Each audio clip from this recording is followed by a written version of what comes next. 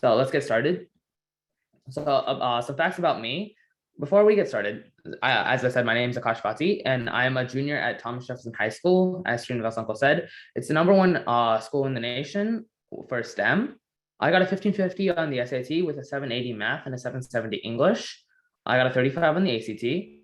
I'm certified in Python and I do research on AI with a professor. I live in Virginia, and here's an email you can contact me with. akashrvati@gmail.com.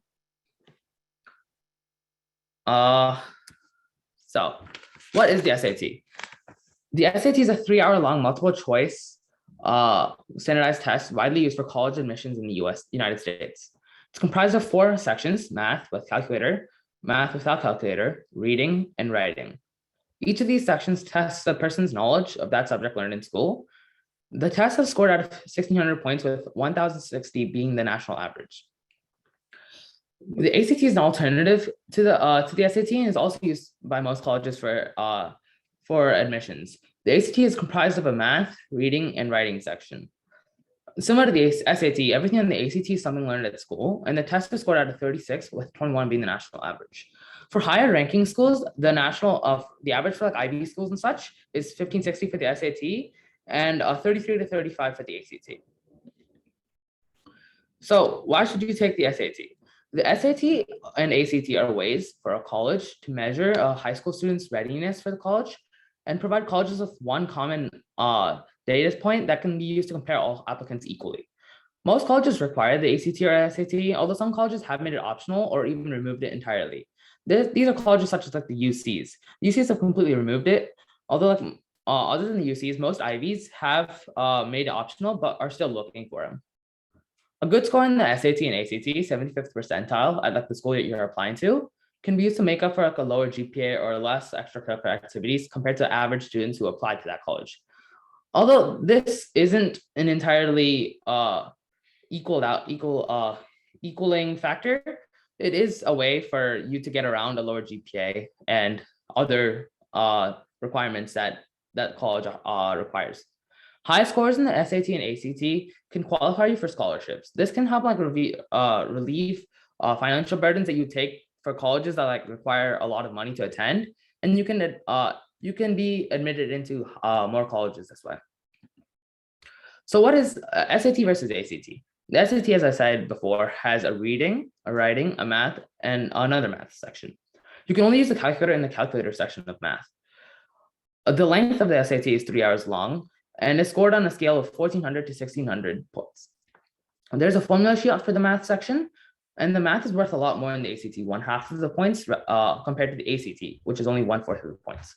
The cost for writing the SAT is $55 without writing. You can sign up for the SAT at collegeboard.org. There are 7 opportunities to take the SAT each year. The ACT, on the other hand, has English, a math, a reading, and a science section. You can use a calculator in all math sections.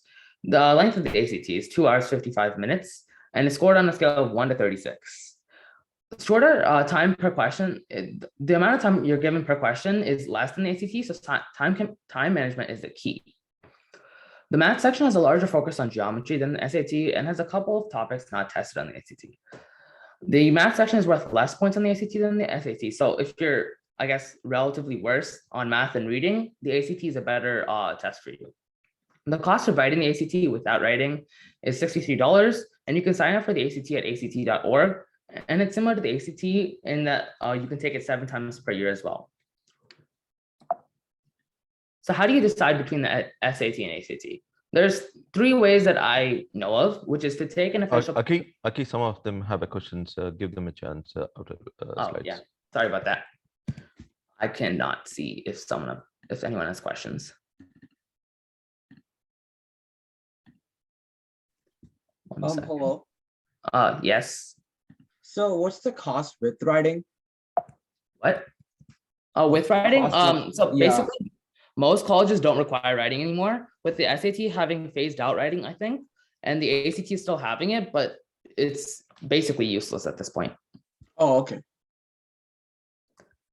Wasabi, you can go. No. My question is, Wait, so how do we know when we can take the SAT or the ACT? So as far as I know, you can take it starting 9th grade. I'm pretty sure you can take it earlier, but there's no point since we wouldn't have learned the stuff. But yeah, you could take it anytime after you start high school. Wait, but like will our school like announce that we can like take the SAT or do you have to like sign up for it somewhere? So basically, in my state at least, the SAT is and the PSAT are like told that like there's one day in the year that so basically for 10th graders, you can take the PSAT. The 11th graders, you can still take the PSAT, and 12th graders, you're required to take the SAT. There's no like the school doesn't tell you when you can start taking it, but you can sign up whenever you want to. Okay. Satvik? Yeah, so I was gonna ask if colleges have a preference between like the SAT and ACT, or is it like anything like that, or is it like false? So for most of them, no, but some colleges do have higher acceptance rates for SAT versus ACT or vice versa. It just depends on which college you're going to, but 99% of the time they're equal. Likit, you can go after. Once you anyone ask the questions and done, lower your hand, that way we know it. Likit, you can go after. Okay. Siddharth? Yeah, hello. So is there 3 hours for every section, or for like all 4 sections, is it 3 hours total? Combined. It's combined for 3 hours because I guess 12 hours is not a very good test to take. Okay. And how many questions are per like section, like math and reading? Okay, so for the SAT, I'm pretty sure the section have 35 questions for calculator and 20 questions for non-calc. Reading is 60 questions for SAT, and writing I forgot, I think it's like 45 or something. For ACT, I'm pretty sure reading still 60 questions. Math, I think is 40 or 50 questions. I don't entirely remember. And science is like 40 questions. Okay. Thank you. Jagan? Jagan, you can ask the question. Okay. If you take the SAT and ACT multiple times, will they take the highest grade or the most recent grade? They'll take the highest grade. Okay. Though, Okay, you want to cover on super score? what? You want to cover on the super score? So yeah, so there's also a thing called super score where they take the highest portion. So basically, their SAT is split into 2 different, I guess, sections. Though there's actually 4: the math section and the I guess reading writing section. So basically, if you take the SAT multiple times, you can take the highest math section, the highest reading section, and combine them for your super score. Though it doesn't really, colleges don't really look down upon that. And I guess it's a way for you to get a higher score combined versus individual scores. Sanvi, you can go. Hi. I was just wanting to know. So you mentioned the PSAT, right? So what's the difference between the PSAT and the normal SAT? So, oh yeah, continue. Oh, just like, and like after another question is just that if they are like different and everything, then like is a PSAT really worth anything compared to the SAT, or is it like? So basically the PSAT is, I guess, like a practice SAT that is offered by the College Board.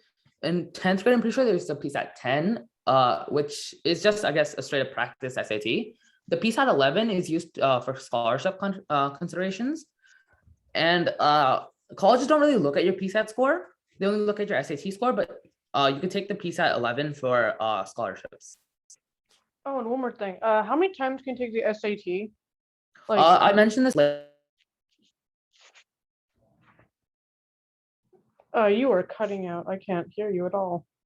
Akash, you went on mute. You need to repeat it one more time. So basically, as I mentioned later in the slides, you should take it 3 to 4 times max, but you can take it more. There's like no hard limit, but colleges like to see at max 3 to 4 times. Ihita? Which one is like harder? That depends on how well you do. I'm pretty sure that the next slide I have like how to decide between them. But so basically for the ACT, it's if you're a bit weaker on math, like then you should probably take the ACT because the math section is worth less. But if you're good at math and you don't want like a time crunch on your questions, you should take the SAT. And then I have another question. Mhm. So for when you say the writing section is removed, does that mean on the SAT there's only reading and math? No, so basically a writing is as I meant like essay writing. Oh, okay. There's like a writing section for grammar itself, and then there's a writing section for essays. Okay. Juhi? Yeah, so I took the PSAT and the time was broken up for each section. So is the SAT also like that?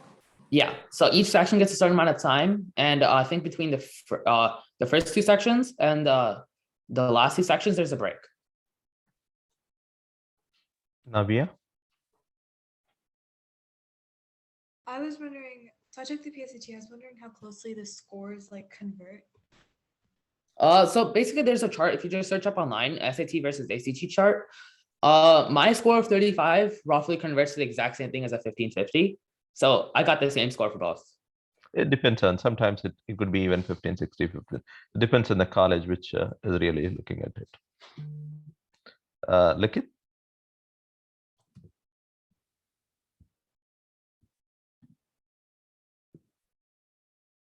You're muted if you're trying to say anything. Nagavamshi? Oh, yes, I'm here. So for the SAT, how much is on algebra, geometry, and other? So math, I would say, so for the ACT, there's a lot more geometry than algebra and stuff like that. But SAT is most focused on algebra and other such things. Basically, the difference between the two math sections is the SAT it has less topics to cover, but goes deeper into them. So like you have harder questions of the same variety. But ACT has like more topics, but it goes less deep into them. So I guess you have easier sections, easier questions, but of more types. Well, understood. So we will do one thing. We will take another 3 to 4 questions, and after that we will pause it. And towards the end of the session, we have opportunity to answer more questions. Otherwise, we are not going to get ahead with all the slides. Okay. So last 4 questions. I'm going to unmute only 4 more. Okay. Sai, go for it. So for the ACT and the SAT, is the format almost the same? Yeah, they both have the exact same sections basically. Although SAT has the math section split and the ACT has a science section. They follow roughly the same format, yes, with reading first and then math. Well, in the case of SAT, it's reading, writing, math, and for ACT, it's English, math. No, reading, English, math, science. Akshara, go for it.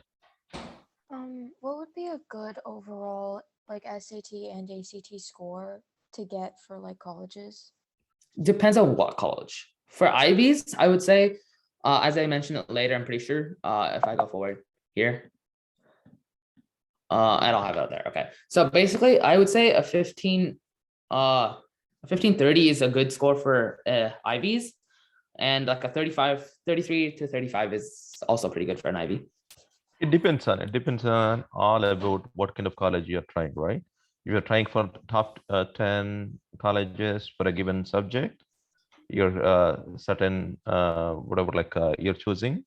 It depends on some colleges 1450, 1460, Ivy colleges anything around 1530. So it's all about where you're targeting yourself. Okay.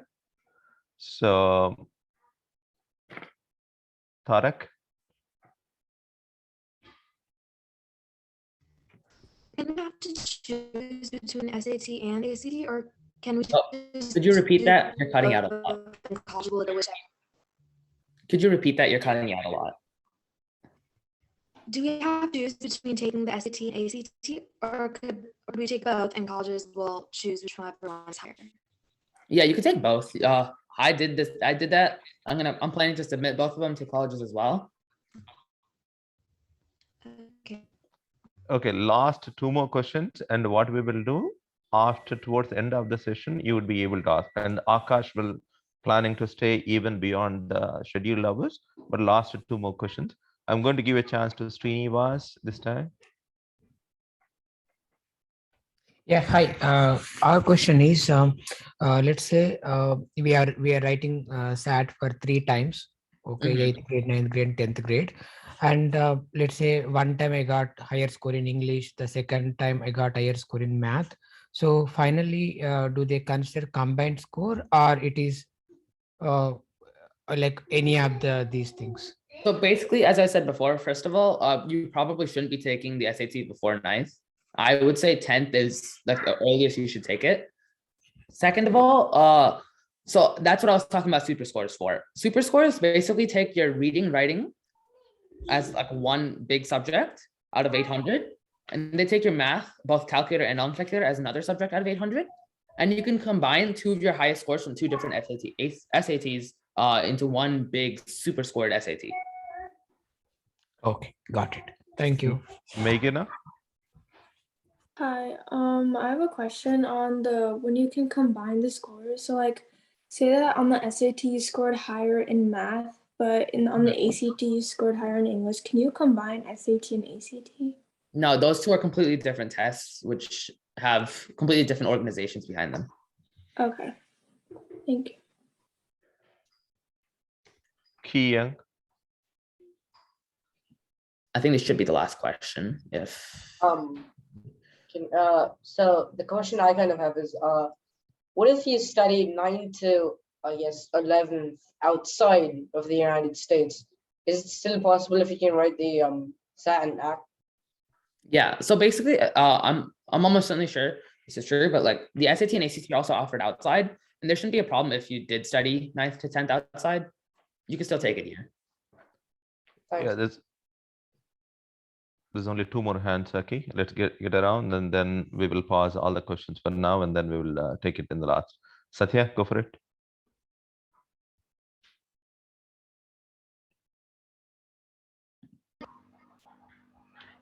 Hi, this is Satya.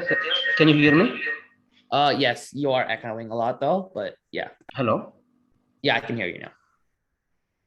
Can you hear me, Akash? Yes. Okay, my question is, you said earliest they can take it in the 10th grade, not 9th grade, right? And you said max attempts they can see it like 4 to 5 college, right? So you mean to say it's per year or throughout 4 years? So throughout. So basically, you can take it in 9th grade. I wouldn't recommend it. The earliest I've heard of someone taking it was in 10th, and he didn't do as well as he did in 11th. You can take it overall, like I would recommend 3 to 4 times max. You can take it more than that, but colleges might not like that. Chetan? So my question is, I'm a 10th grader. So how do you prepare for ACT? So do you look up online practice sheets, or how many hours do you work on it? So that's my question. So that question I will answer later in the slides. I have like an entire slide dedicated to that basically. Okay. Abhinav, last one. After that, we will stop it. So my question is, you said the UCs don't look at the SATs. So would they look at your ACT score? They don't look at either. They've completely the test requirements. Thank you. All right. So Akash, go on, and then we will take any questions towards the end. And you can, Akash also will be planning to stay even beyond the scheduled hours. Go for it. Okay, so I guess this is a little graph I have for how to decide between the SAT and ACT. There's 2 different ways of doing it. You take a test for, you take one of each test, and you compare your scores with a conversion chart, and whichever one's higher might be better for you. You can take the quiz on the right, and some states require the ACT versus the SAT. So you have to search up and check up if your state requires you take one or the other. And I'll give you guys like a minute or 2 just to do this real quick.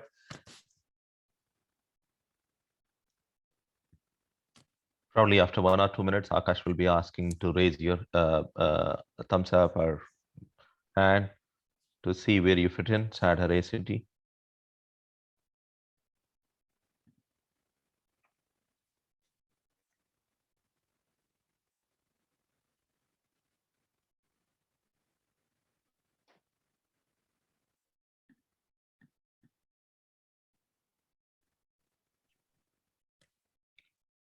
So Hestra, you can ask a question while everybody taking a quiz.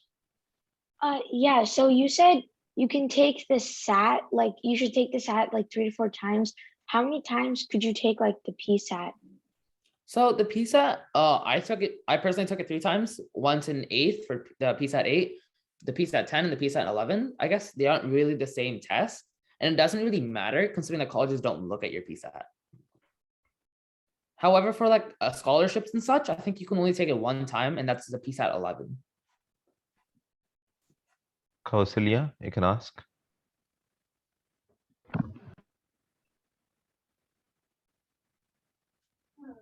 I had a question. So, do you calculate super scores for ACT too, or does it only work for SAT?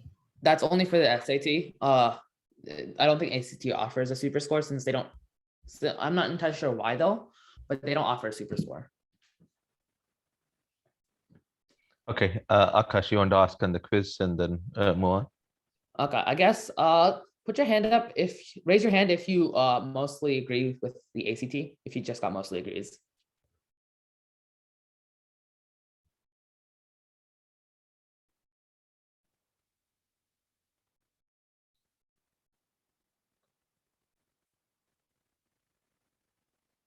Okay, so good, around 55-ish max, maybe 50.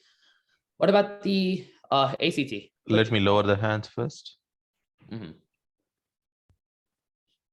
Yeah, raise your hand if you got the ACT as your test of preference.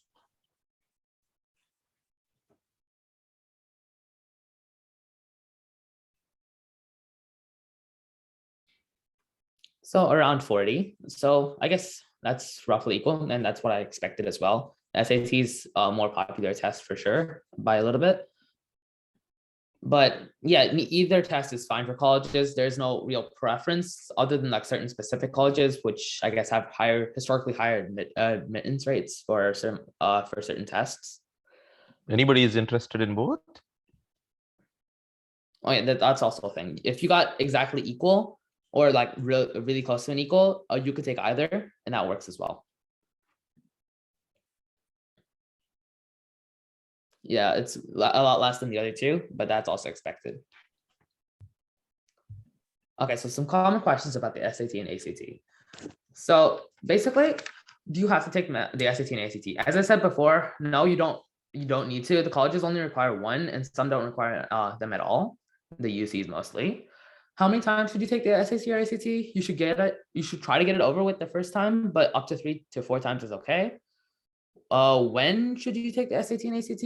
I recommend taking the SAT and ACT once during the fall of junior year and see if you get your ideal score. If not, take a lot of study and take one again during the spring of junior year. And if you still don't get your ideal score, take it again during the summer of junior year. So I took the SAT my first time during the fall of junior year. I did not get my ideal score, which was a 15. So my score was a 1450. My ideal score was anywhere above 1500. So I took it again in December, and I got a 1550. So basically, don't be discouraged if you don't get your ideal score. Like, I personally did not think I would get as low as I did, considering I had studied a lot more than the average amount of time people study. And I was kind of discouraged, but after I studied again for a little bit, and since I knew how this test was going to go, and I knew what was going to stress me out, I did a lot better the second time I took it. So how much should you study for the SAT and ACT? This is different for every person, but 100 hours is recommended by many sources, not just me, but even online. The best way to practice for the SAT and ACT, the best way to prepare for the SAT and ACT is to practice. Practice is going to be your best friend for this. There's no way you're going to do good unless you practice for either of them, simply because the SAT and ACT they test each subject in a weird way.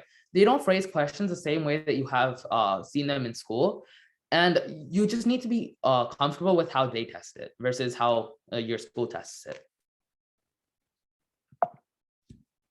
So there's a curriculum for this tutoring session. So the general ACT tutor the general class structure for this is going to be 5 to 10 minutes for any questions about the previous class. And then we start off with a 20 to 30 minute-ish lecture on a topic for that week. and then around 10 minutes to discuss what we talked about. And after that, 20 to 30 minutes for practice problems. And for the last 10 minutes, I would ask if like anyone has specific questions that they wanted answered that are like not taught that I didn't teach in class. So anything like you saw outside of class that you want me to answer. So basically, for the first 12-ish classes, we'll do mostly just SAT. Then afterwards, we'll switch over to ACT Science and ACT Math for a little bit instead of the SAT English. The thing between the two is they're mostly the same. The only difference between the SAT and ACT is the science section and the fact that ACT Math just has a little more trigonometry and geometry versus the SAT's mostly algebra content. So I have a question for you guys. How many of you have taken Algebra 1? Just raise your hand if you have.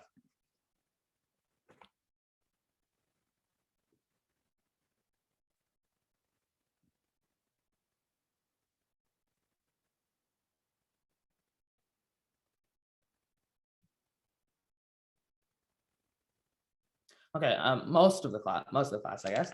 And that is good because the SAT and ACT require knowledge of algebra, and there's no way you're gonna do well on it unless you do know some algebra. However, you don't need to be discouraged if you don't know algebra. I'll go over just about everything that you do need to know. It's just easier if you do know algebra beforehand. So the difference between ACT and SAT algebra versus like school algebra is that the way that they present the questions is weird. Say in a regular class, you're given an equation, you have to find x. For the SAT and ACT, it would be the exact same thing, except it would be x plus 10. Or you'd find some other really weird question type. And that's the same for geometry and trigonometry as well. It's just overall, they phrase it in a different way than you're used to. And that's what you need to practice for. So we're almost at the questions. So whoever raised their hand still, I'll get to the questions in a bit. First of all, lower your hands, all of you, because I think that was from the previous question. That way we know like who has a legitimate question going forward. And Akash, run through while the material first. So basically, this is like stuff that I used to prepare for the SAT and ACT. The book that I used the most out of the 3 books that I have here is the Barron's SAT Math Workbook. I use this after I took the SAT for the first time. And this is because like the Barron's SAT Math Workbook is a little bit harder than the actual SAT itself.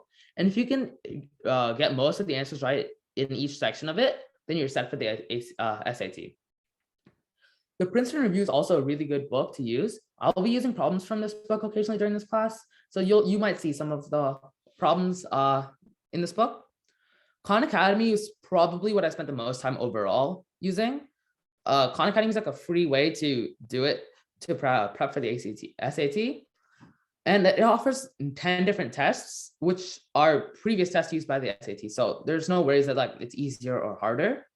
Do mind that the fact that SATs aren't always equal in difficulty. Some years they're harder, other years they're easier, and sometimes per year that they're harder, other times they're not. For the ACT, I'll use the official ACT prep guide for the science questions and some math questions as well. And also, to just state this right now, you don't need to buy any of these other than Khan Academy. I recommend that no matter what. You can use whatever you have currently. So basically what you need to do. You want to show the books once? Yeah, 1 sec. So basically this is how the Barron's SAT book looks. Can you guys see it? And this is the SAT Premium Prep Princeton one. I don't currently have the official ACT prep guide as I gave it to someone for them to practice, but I'll be getting that back in a little bit. So our focus for our next class, what you need to do before next class is search up what the SAT and ACT are and research them. Before you take anything, you should probably research it and check which one's better for you. The quiz I gave is a good starting point. However, it's not everything. Like that doesn't tell you everything about them. Review algebra, just like go over it real quick. You don't need to spend too much time on it. And next class, we'll go over an overview of heart of algebra, linear equations, linear inequalities, linear functions, and the use of calculators in the SAT. questions. So is Akash, like, are you going to cover like in every class in the beginning few questions from the previous class, and then also you give an opportunity towards the end? Yeah. You want to just cover a little bit like how the structure is going to be one more time? Here, I'll get the structure again, 1 second. Okay, so yeah, as I said before, the first couple minutes, first 5 to 10 minutes will be used for questions from the previous class. And the last 10 minutes-ish will be used for questions that aren't done in class. There'll be like 20 to 30 minutes about problems, practice problems, and you can ask me questions then as well, as long as like they don't detract from the class itself. And yeah, that's about it for the question time in a general class. Anything specific you're expecting from everyone from the next class? Any other materials other than what you suggested need to go through in the algebra or anywhere? Not really, no. All I want you guys to do is just to have a quick refresher of algebra so you guys are ready for next class. I would prefer it if you guys do, but you don't entirely have to, since I will start from the beginning and not just jump into some hard questions. Okay, so I'm going to open the floor for the questions now, and whenever you're done with your question, lower your hand. That way we know like we taken care of you. Okay, Kiran.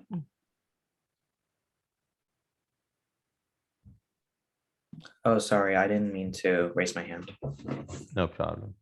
Karthik.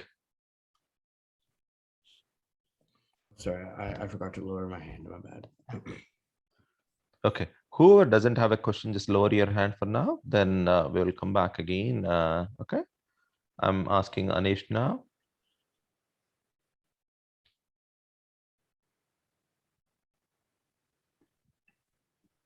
Anish.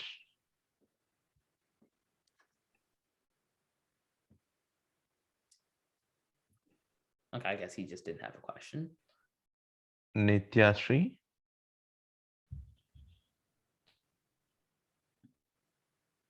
Here, I'll just lower everyone's hands, and whoever has a question can ask it. 1 second.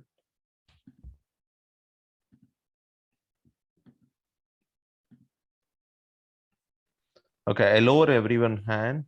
Can you raise now? Then we can go in order now again. All right. Pardu. Is it okay if I ask you a question that's not about the ACT and ACT? It's about like college, like clubs that you should take in high school, like for like college admissions. How much do you recommend? Like, how many clubs do you recommend taking? I personally am in 2 clubs, but clubs aren't really my focus for extracurriculars, since I'm doing an internship and research instead. Oh, okay. Okay. But again, Pardu, it's a personal interest. Some people, some kids does quite a bit of clubs, but it's at the end of the junior year or towards the senior year, ensuring you're at least doing some kind of a leadership role. That is the key. Okay. Ahita.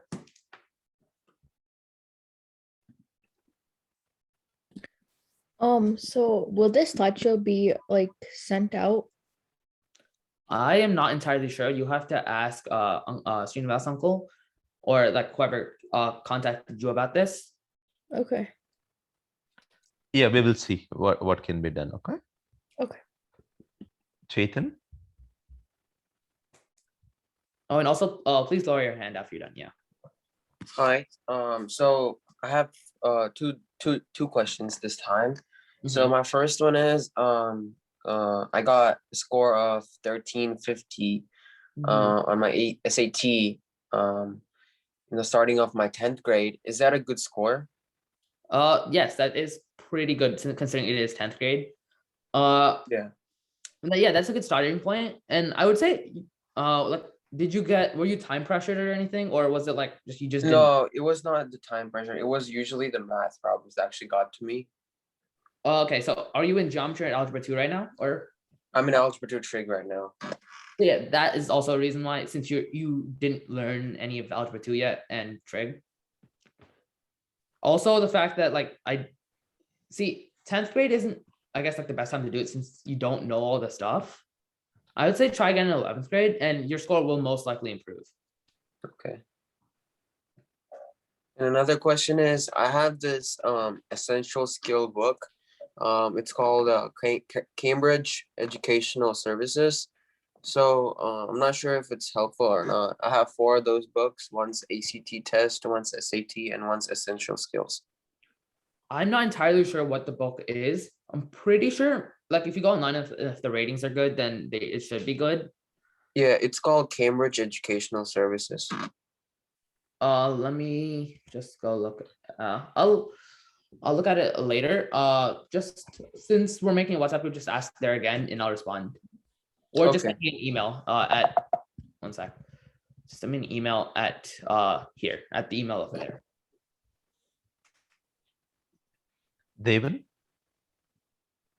So my question is like, would it be a good idea to take the SAT in the summer of 9th, 10th grade or early 10th? I Would it wouldn't be, like, too recommend it. I hard? personally would not recommend it since you're wasting one of your chances. You have to take the SAT since you can only take it up to 3 times. At least that's what most colleges like. And the summer of 9th and early 10th isn't the best time to take it. Like I have a friend who did the same. He got a 1550 the first try in 10th, but he said he easily could have gotten much higher if he'd done it later. Akash, there is no as such restriction, right? As many times as you can take, but the Yeah. preferred is around 3 to 4 times, right? Yeah, and that you want to stay within the preferred range mostly. So Okay. yeah. Thank you. Veda? Hello. I have 2 questions. Number 1 is like, will you be sending these links, like the prep guides and the textbooks in the email? Sure. I'm pretty sure we'll send it. I'm pretty sure we'll have a WhatsApp group, and in there I'll just send all the links for all this, the slides as well. Okay, okay, thank you. And the second question is like, I just want to make sure, so it's better to take the SAT and ACT whenever we know the material of like algebra 1, 2, and geometry, correct?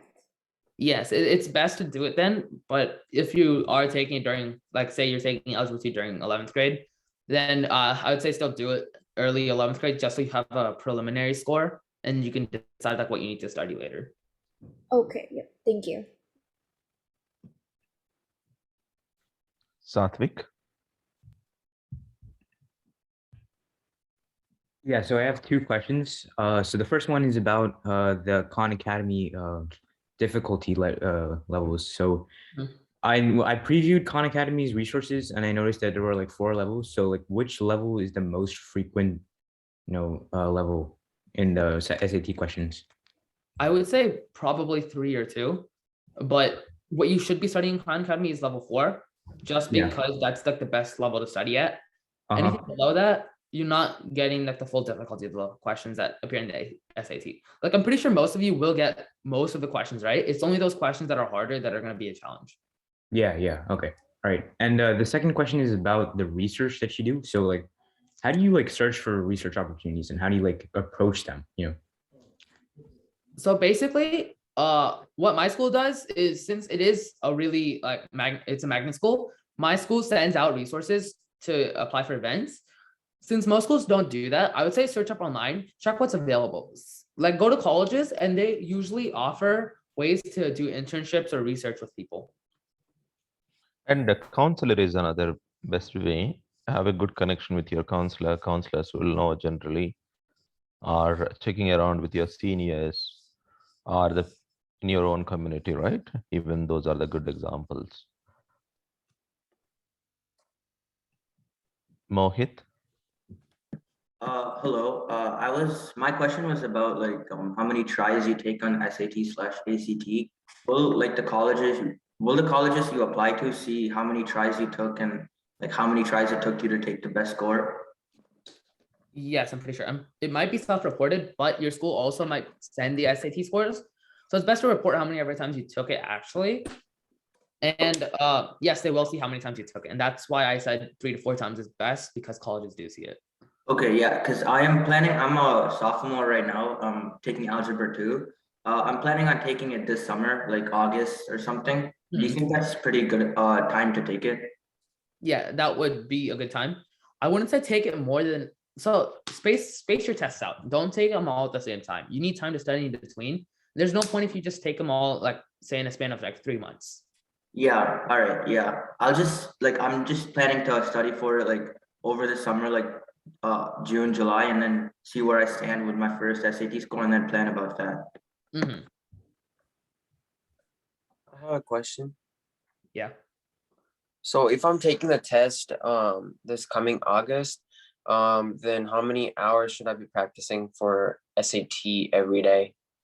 So I'm not entirely sure how many days there are left, but as I said here, 100 hours is recommended. Just split 100 hours overall. And if you feel like you need more time, just spend more time. Okay. Likit? Likit?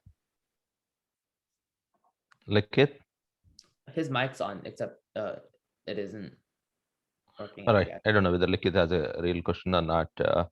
Likit, if not, lower your hand, please. Mohit?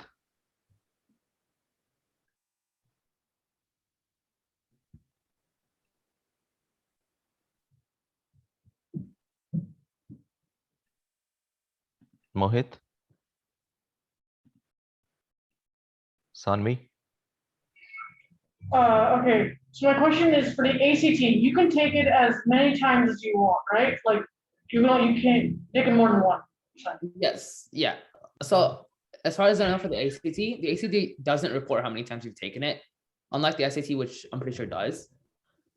So for the ACT, I would still say at max 3 to 4 times, because I do not know how many, if they do report it or not. I only took the ACT once, and I haven't really looked at it much after that. Okay, thank you. Also, one more thing. So you have to submit an essay to get into a college, right?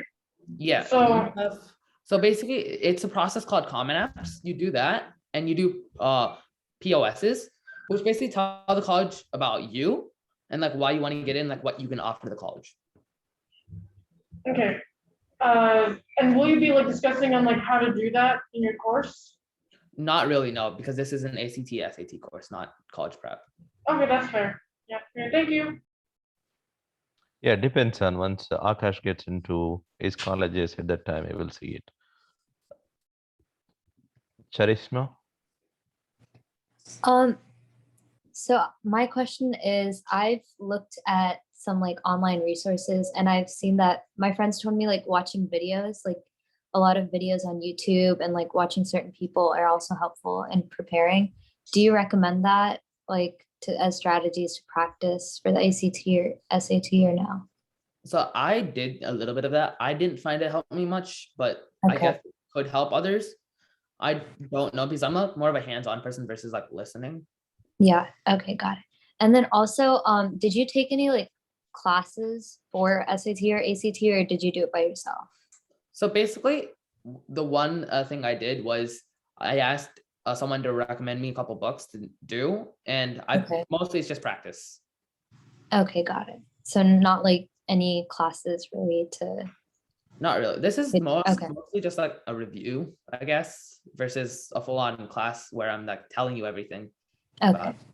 Yeah, Akash, you took some review classes, I guess, right? Yeah, I guess it's like a review class versus I'm learning something class.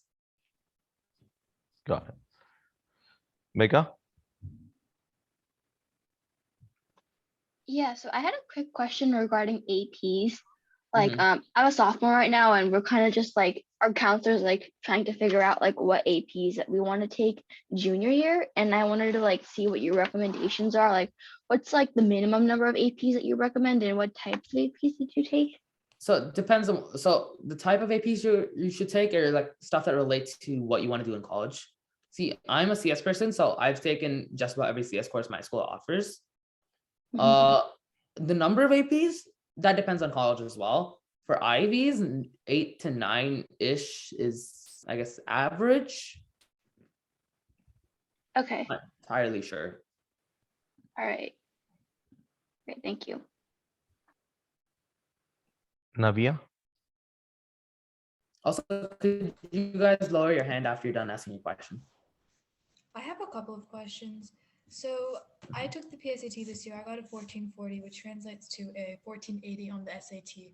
And I'm a freshman. I'm going to finish Algebra 2 this year. So do you recommend taking the real SAT over the summer? You're a freshman, right? Yeah.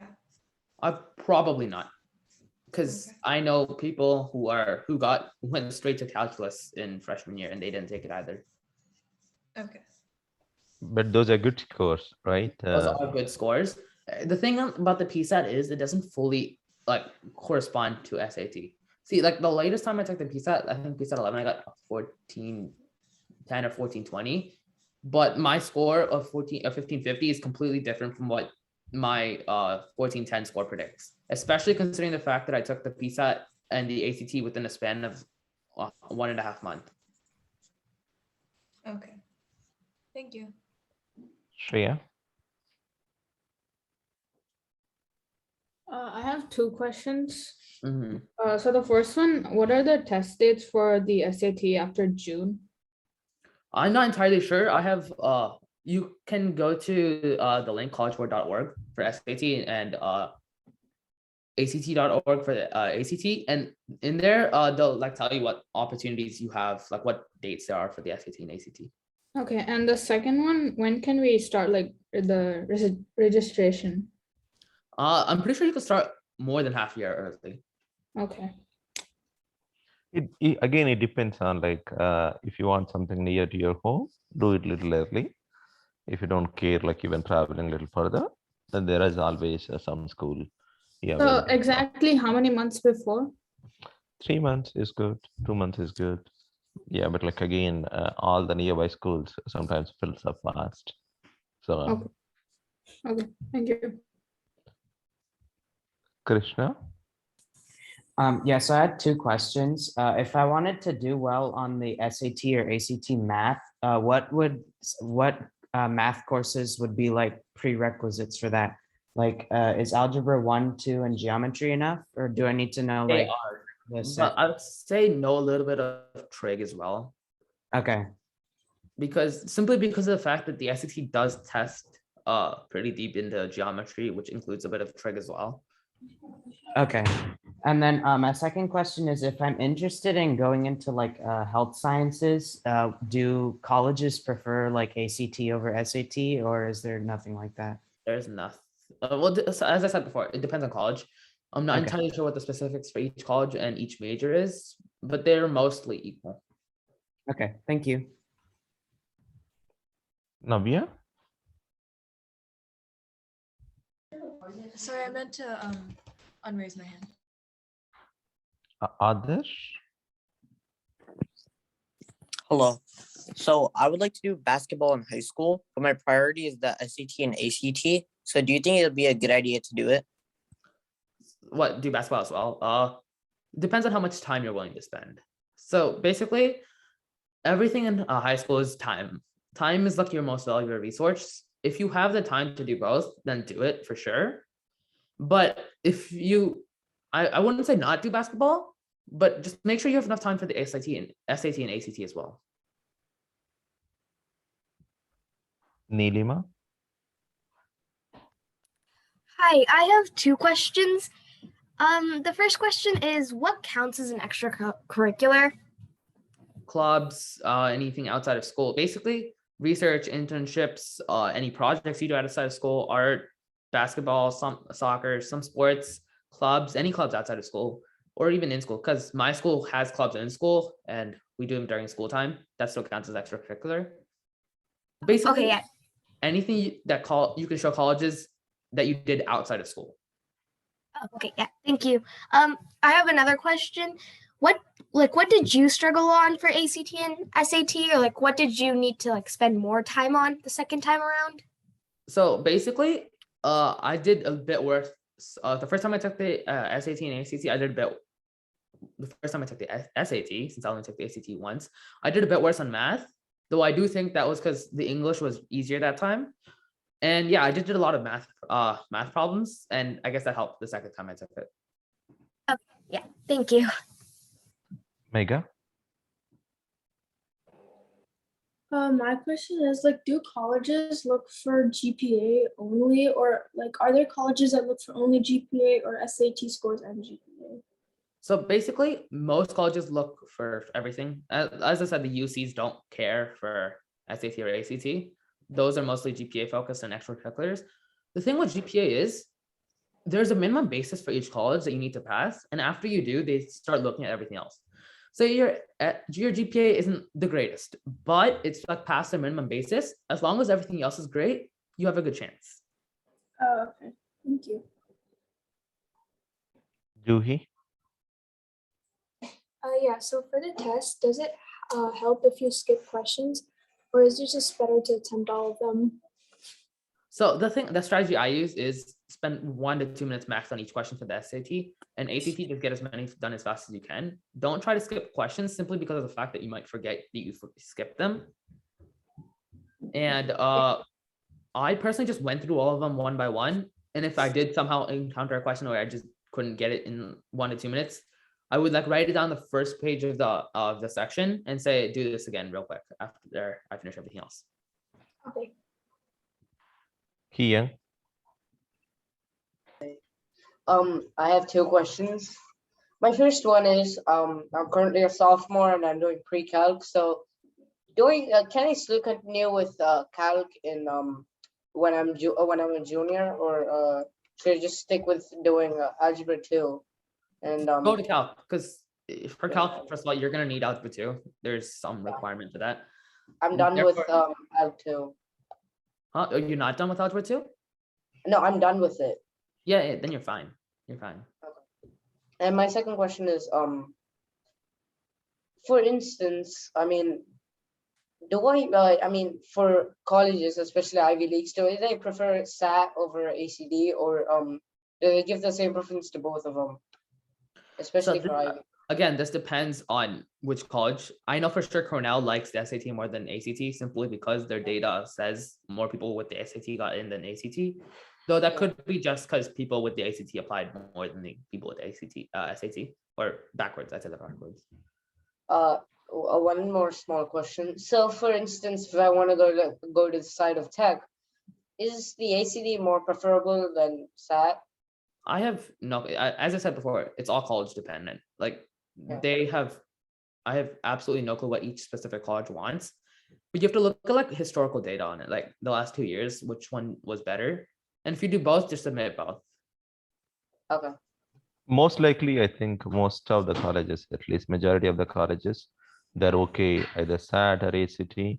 So you don't need to stress too much which one you're taking. Thank you. Pranav? Yeah, so I already took algebra 2. Should I like study it again, or is like what I learned like enough basically? Study it again. The SAT and ACT tested on like the minor topics a lot. And there's never enough practice for it. The way that they test it's just completely different from school. Like whatever you remember from what you did in school, like the test questions or anything similar to that, they're gonna be completely different on the SAT. They just test in a different way. Yeah, okay, thanks. Akash, can you handle it for a minute? I'll be back. Unmuting. Yeah. Wasabi? I'm sorry if I pronounced your name wrong. I have two questions.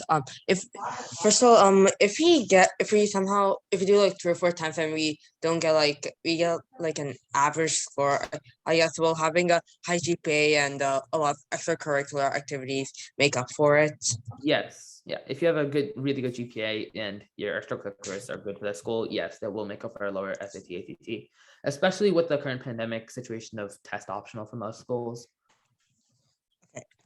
And my other question is, for extracurricular activities, does just like doing something in your free time that does not include actually going to a class count? What do you mean? So let's say I don't actually do this, but let's say if I was like a really good artist, but like I didn't like go to a class to like learn art. I was just a good artist, and I just like displayed it somewhere. I just displayed it somewhere when I was applying for colleges. Will they count that as extracurricular? Yes, that would be your art portfolio. I'm pretty sure so you can submit your art portfolio with your application. Okay.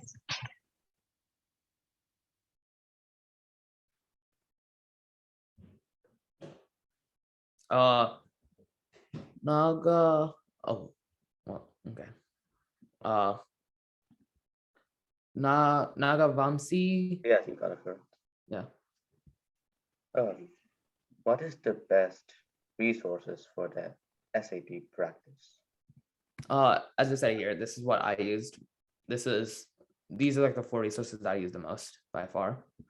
I would say Khan Academy is the #1 resource that I used. And then Barron's SAT math workbook was just because I wanted a lot of practice problems for math.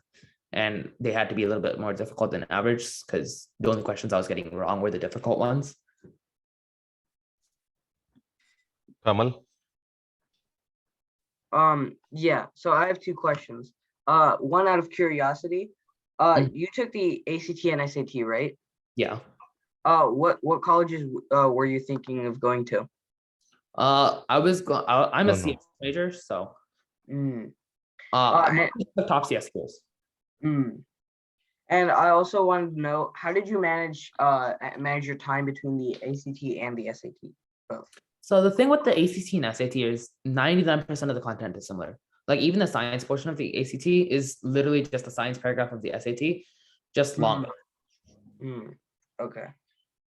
Thank you. Akhil? Thank you. Thank you, Akash and Anil, for all this valuable help. In the previous conversations, I heard like you mentioned about having a WhatsApp link.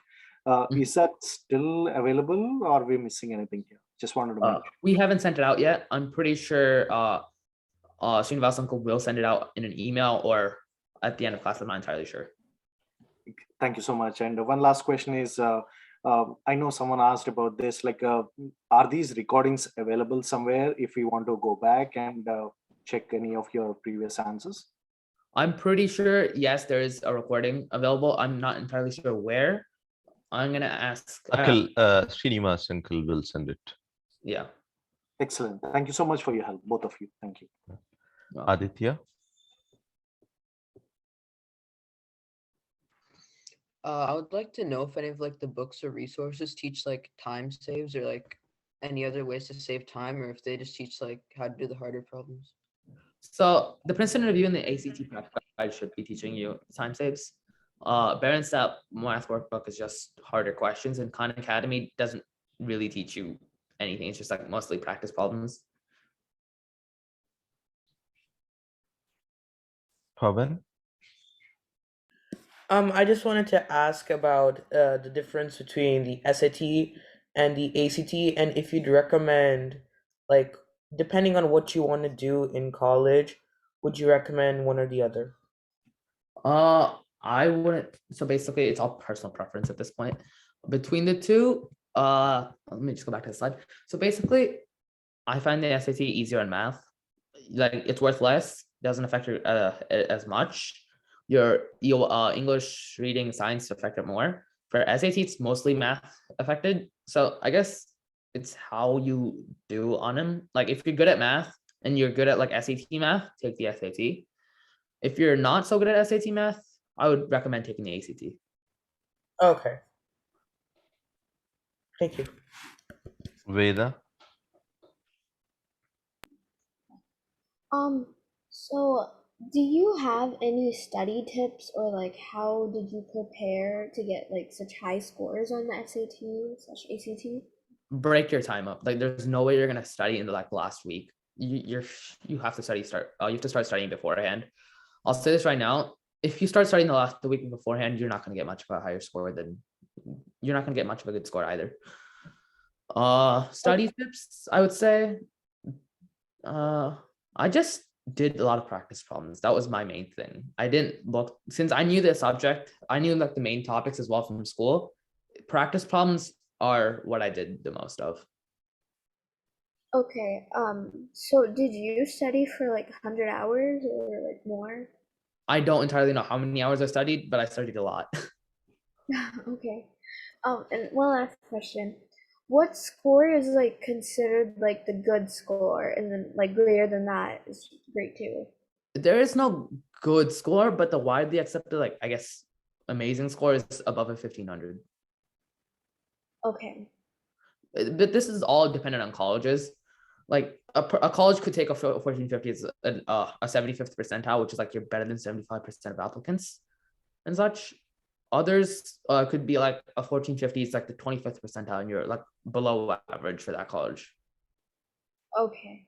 And how about Ivies, Akash? Ivies 1530. 1530 is the average. 1560 is the 75th percentile. 1530 is like the average, and I think I'm not entirely sure about the 25th percentile. Okay. And then for ACT, 35 to 30, 33 to 35 is like the range, I guess. 33 to 35. Mm-hmm. Okay. Yeah, okay. Thank you. Rishika? Hi, so I have a couple of questions. So the first thing is, does class ranking matter for college? Like, do they look at that? Yes, they do look at that. My school doesn't offer a class ranking, so I don't know too much about it. But some colleges consider it very important. Others just important. Others they're like, oh, okay, this person is at this ranking, and he's above our minimum. Yeah. Okay. Yeah, and also you were talking about internship. So where would we like search for those opportunities and a career path that like we want to go in? Counselor, first of all, online college websites. I'm pretty sure your school should have a college career center. I'm not entirely sure if all schools have them. Those are the four main options. Okay. And you know, SAT made a recent change to make it online, and like it'll be shorter, like only for 2 hours. So does that affect any way that I should practice? I'm not entirely sure too much about the change simply because they just said they're going to make it online. I haven't heard much else about it, but no, it shouldn't really make too much of a change considering the fact that like they're still going to make the same type of questions. They're not going to completely change up and say, we're going to dump this type of questions or we're going to use a different type of questions. Okay, and last question, is it recommended to take both ACT and SAT like at least one time, or like only SAT? Okay, so this is where it varied. If you have the time, yes, take both. If you don't, take one. There's no point in pressuring yourself to take both and just getting a lower score for both of them. Okay, yeah, thank you. Kausalya? I was just wondering, so how did you like split up your practice between like math and reading and writing? Like, can you give me any tips on that? Like, So basically what I did is, I guess, so basically I split them up per day. So I didn't do like every single one every day. I did say reading one day, writing another day, math with calc, math without calc, and such. Simply because like I felt it easier if I just do a question of the same type over and over again versus like switching your question types.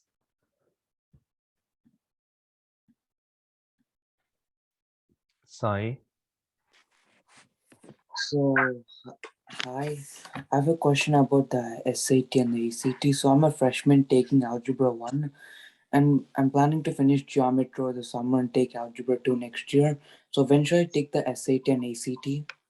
As I said before, I recommend 100% to take it. What did I write? Where did I write it? Yeah, here during this fall of junior year. That is when people have had the most success, as far as I know, and it leaves enough time for you to take it again before your college apps are due, multiple times if need be. Okay. Can I take it in 12th grade if I want You more? absolutely need to. The fall of 12th grade is, I think, the last time you can take it before you have to submit your results to college. Okay. Karthik?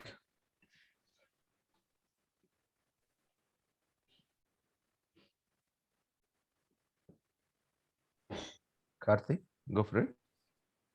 I don't think your mic is working. Let me just check if I can get you chat privileges. Or just send me Can a you hear me DM. now? Oh yeah, I can hear you now. Would a summer job count as extracurricular? Yes. Right. That is called, that's like work experience, which is a really good thing for colleges. That is one of the better stuff. Anvita?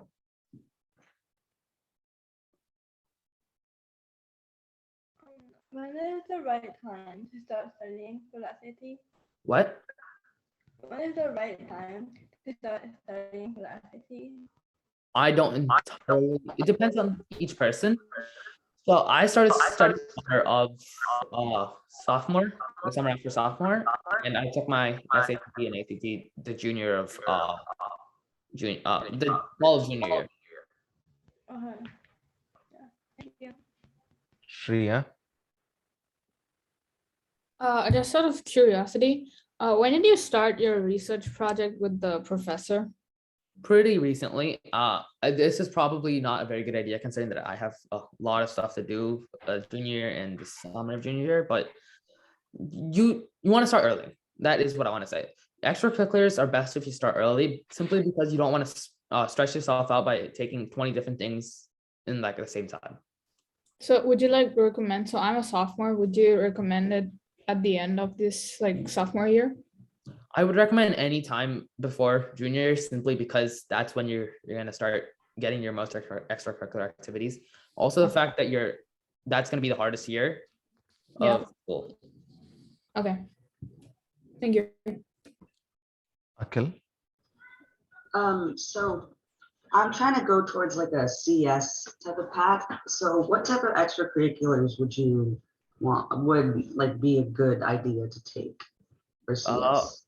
I guess extracurriculars, competitions, first of all, just any CS competition, that would be nice. Internships, research, what else? I guess certifications, like say there's like a Python certification for Special Python Institute and stuff like that. And also, would you recommend taking calc or statistics? If you That want to go depends. towards. That depends on what path you want to go down CS. Okay, like what about like programming and stuff like Python? Then so the higher levels of programming require a lot more math, so I'd say calculus. But if you want to go to like the statistics side, then you take statistics. Okay, yeah, thank you. So just to answer a little bit on that question, Akhil, if you can participate some kind of hackathons in the either in the school or in your community or anywhere happening, and trying to be active in the hackathons would help you. And then doing any kind of like internships around any on the computer science side would help you. Participating in the open source community would help you. And then probably like start developing some kind of a website, some kind of an app for the social cause would help you. There are so many ventures. And then if you want to go to artificial intelligence or the machine learning, deep learning, anything on the, I think, on your math, especially calculus, advanced calculus, Anything multiverse. fast, calculus, multivar, linear, that stuff is really useful for anything that's like AI, machine learning, deep learning, stuff like that.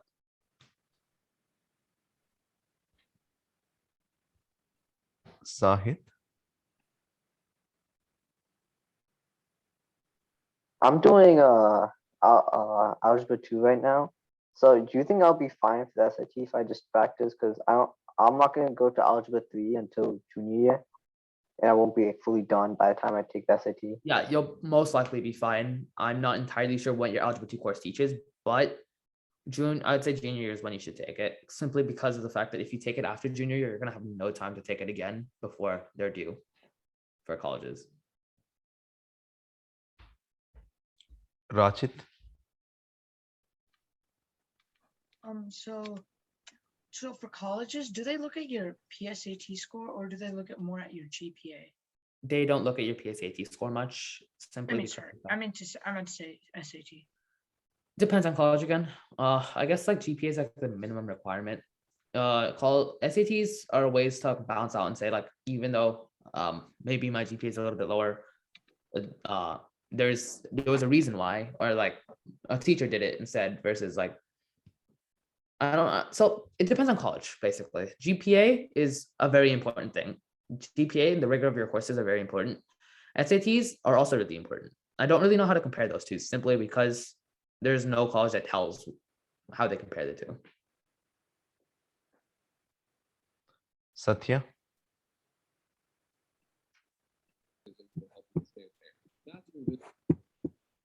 Your voice is breaking, Satya. Hello? Go ahead, Yeah, Satya. there you My question was, how many questions are in the SAT? And go. how many times is preferred to take it?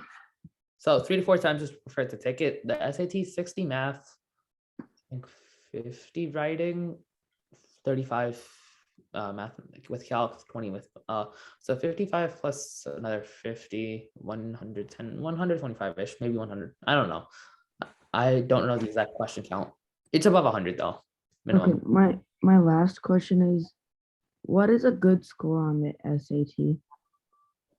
So there is no good score, but the widely accepted, like I guess, amazing score is above a 1500. But like this depends on what college. Like a good score for your college could be completely different from a good score to a different college. Okay. Anvita?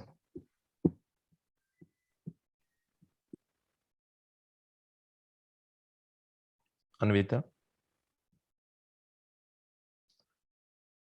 Adya? So I have a question. Mm-hmm. So I'm a freshman and I took pre-calc my first semester. So would I be good for that math portion of the ACT, or is there another course that I have to take?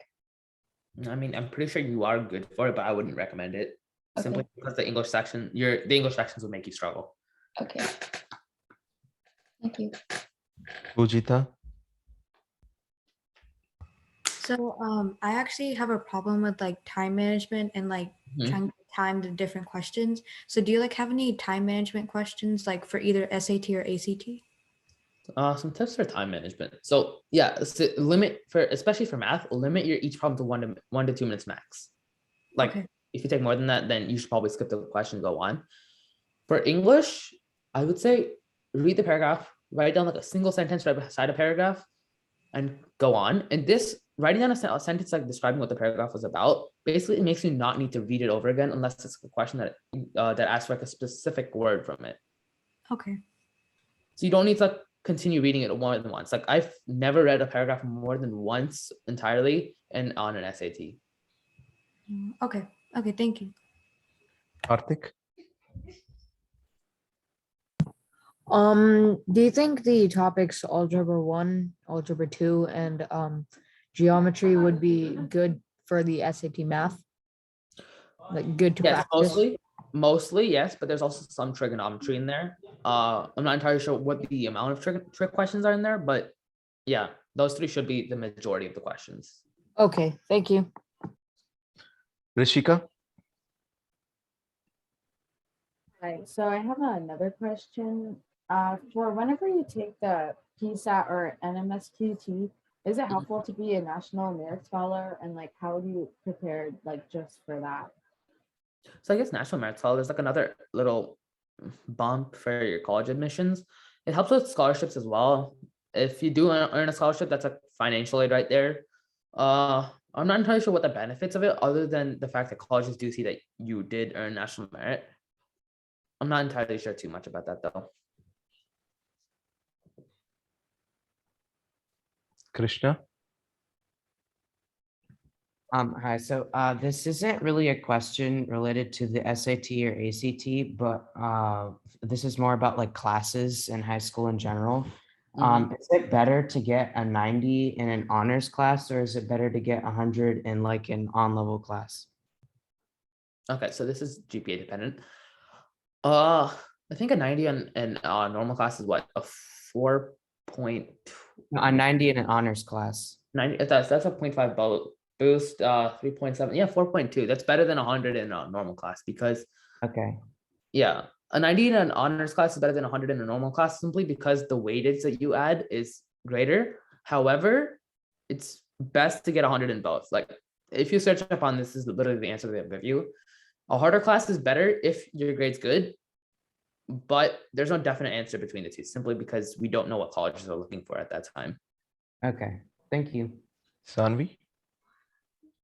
Okay, so I would like to ask. So I have 2 questions again. The first question is, if you're aiming for a college like MIT, what would be like a good SAT or ACT score? I am aiming more for the ACT. So what would be a good score in order to get into a college like MIT? MIT is a tough college, first of all, especially in the requirements. I'm pretty sure the MIT math SAT math requirement is an 800. English is like 760, 770. SAT is like a 36 for a good APT score for MIT. Okay. And overall for SAT, what would that be? That would be 1560, 1570 minimum. 1560, 1570 minimum. Okay. That's like And that's then what about Princeton or Harvard? I'm not entirely sure, but I think Princeton and Harvard are like 1550 average. 1560. Okay. And second question.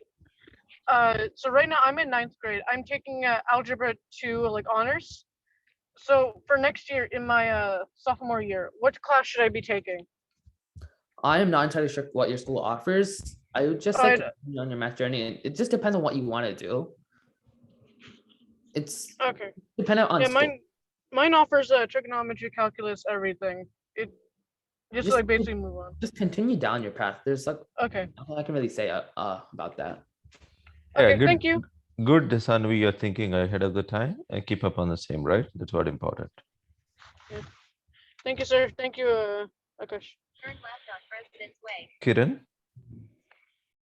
So do some colleges prefer your math score above your English score or your English score above your math score? Yeah. Overall. So basically, a lot of colleges have a higher math score average than reading. So that is one thing. I guess, yeah, it's better if your math score is higher than your English score. It doesn't really matter overall if your overall score is equivalent to whatever their 75th percentile is. But yeah, I guess between engineering and then sciences and then anything on the computer science, math, they prefer higher, right? So versus like if you're going to art school, I don't know how much. Yeah. Okay, thank you. Veda? So first, I just want to make sure. So the ACT and SAT are equally as important as your GPA, right? Or is there one more important than the other? they are relatively equivalent unless you go to a UC or University of California, any of them. The UCs just don't care about the SAT and ACT, so I guess GPA is more important there. But usually, yes, they're weighted around the same. It's not to say that like you can get really low on one of them, really high on the other one, and it balances out. It's best to get good on both. So the best way to know that part is this is for everybody on the call, right? There is something called data common set for every college, and they list what are the factors they consider. Just refer to that.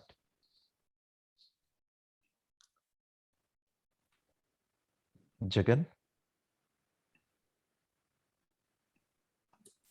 Hi, so my question is about the SAT and ACT, the math section. So which one is more like harder? Okay, so I think I also have a slide on this as well. Okay, so the difference between the two. SAT math is, I guess, has less topics, but goes deeper into it. So you have harder questions, but less topics. ACT math is you have more topics, but less hard questions. Okay, so if you were to be better at like math, you would take So yeah, if you're better at math and you know the subjects that SAT talks about, the SAT uses, to go with the SAT. But if you're shaky on the SAT math, go with the ACT, simply because they're not going to test as hard questions. Okay, yeah. So we will ask last probably 6 or 7 questions because we're really overrunning now. So last 6 or 7 questions, okay? If your question is not answered, send an email to Akash and then you would be able to take care. Yeah, here's an email I have for questions. So I have a question. Mm-hmm. So if I'm taking an AP course, an AP, for example, if I'm taking AP Physics in my 11th grade, so what's the highest GPA I can get? For AP Physics, that's a 5.0 for that class. 5.0 for the class? Okay. Aish? So does the GPA or the SAT matter more for a scholarship? So SAT. I mean, scholarships are based off the SAT score for that, but like scholarship for college itself, that depends on a variety of factors. I don't know the exact specifics of it, but it's just like whether the college decides, yes, we are willing to pay for you to come and join us, basically. There's a lot of factors around the college admission and the college aid. There is no good answer to that, honestly. Hansika? So what topic for your essay did you choose to write about? Well, I haven't really written my essays. I'm a junior year right now. So that's mainly when you're applying for the admission, right? Akash is not reached to that stage yet. Roshan? Yeah, hi. I just had a question. Like for geometry, the theorems they do the SAT and the ACT like focus on the exceptions to those theorems, or do they just go over like, or would they give like problems that just cover the like overall concept of the theorems? So this depends per test. This changes per test as well. The SATs, like they don't use the same question every single time, and some tests are harder and may include just overall harder questions for geometry. Others are really easy and just don't test geometry at all. No, but like I'm asking, like there are some like exceptions. Like let's say for logarithms, like b is greater than 1, like those types of things. Like would they go over? They don't test that much, no. Oh, okay. Yeah, This is mostly just like main school math, but just worded really weirdly. Oh, yeah. Thank you. Karthik? So will there be any like calculus and such in the SAT? No, no. Okay, and how much more time until this meet ends? Basically, we're doing the last 4 questions and we're done. Okay. Satya?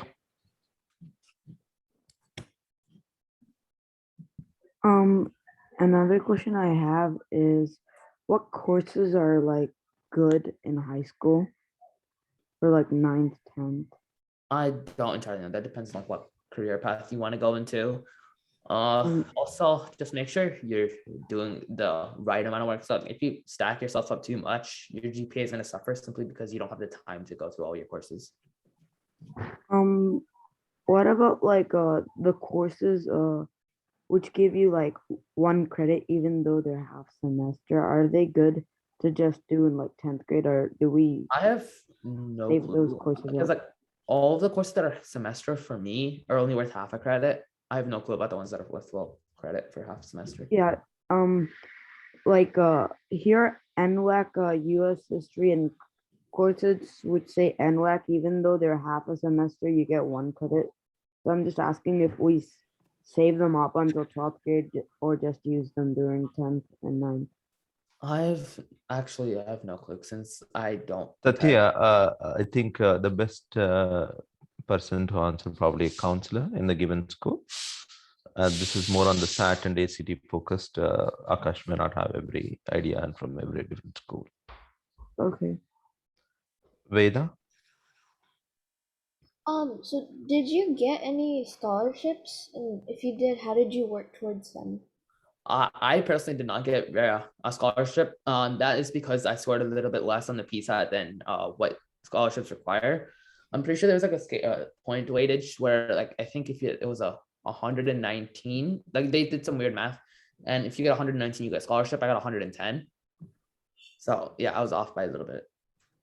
Okay, and I heard that colleges only want like 5 to 8 AP courses, and if we take more than that, they don't look at those.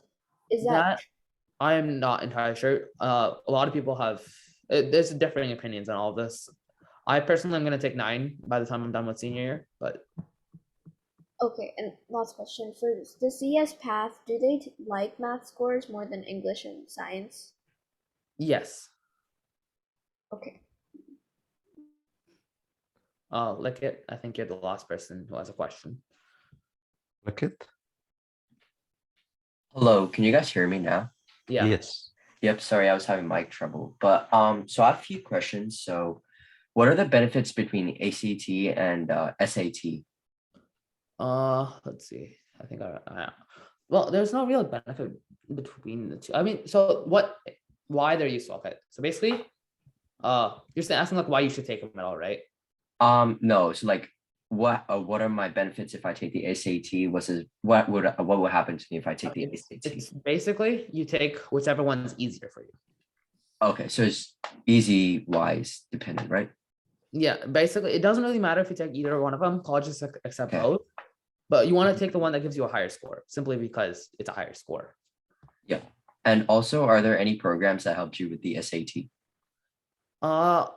See, the one program I did go to was a review class where most of us did practice problems, and if you don't understand how to do a practice problem, they explained how to do it, and that's it. So is that review class provided from your school, or is there like is it like an outside school program? I'm pretty sure there's school ones as well, but I use an outside school one for that one. Oh, okay. And also, this is not regarding about the SAT versus the ACT, but I heard that you said you got certified by Python. So yeah, I'm learning Java, and so like to get certified in that, what did you do? So there's like an official Python institute, and I'm pretty sure there's one for Java as well, where you can take a certification test, and if you pass it, you get certified in it. Mhm. I'm not entirely too sure about that. My dad has to answer that question. Yeah, so basically, if you search up on the Google, you'll be able to find it. I think even Akash is thinking to write Java, but he doesn't have time to complete Java certification. For a Python, you can go to pythoninstitute.org, and there you would be able to see there's about like a 4-level. He is completed second one, and you might even attempt even third and fourth too. Yeah, but like every technology has some certification path if you're really interested. That helps So- you to go deep in. Getting certified, what is like the benefit in that? Is it like extra career options or? So basically, this helps with internships mostly. Okay, That- yeah. Simply because like that shows to potential employers that you know your stuff. Mhm. And it also kind of helps with colleges telling them that like you know your stuff as well, and like you're interested in that path and you've done stuff towards it, I guess. And if you're okay with it, could you provide me like the review class, like the program that you did, if you remember the name? The program. Akash could be sending it in. Send an email to Akash. He'll reply. Sure. Yep. I'll send him an email. Yep. That's my only questions. Thank you. Karthik. One sec. Sorry about that. Karthik. I don't think. Akhil.